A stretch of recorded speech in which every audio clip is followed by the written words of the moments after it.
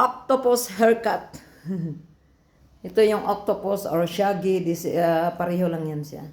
Shaggy, octopus, pusit. Yan siya. Ito na yun.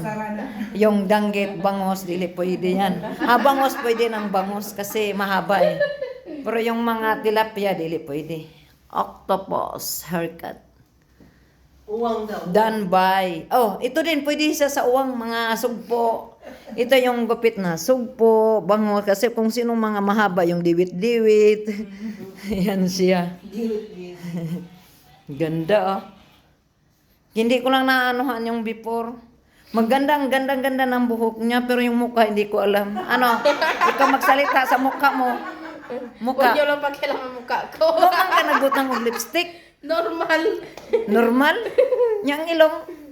Normal yan si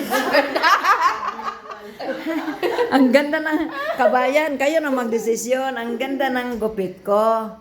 Pero ang problema, dito yung problema natin. Ayan.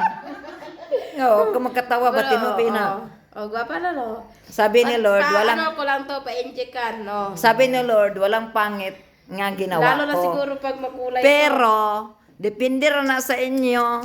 Kung pabayaan, pasagdan ninyo yung kaugalingon na amoy kwarta, di pasagdan ninyo, magkuripot-kuripot mo, pangit yung ka.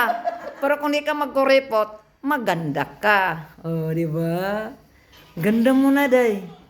Ang ilong ni mo rakagkuan. Ganda. Iba na talaga si Alice.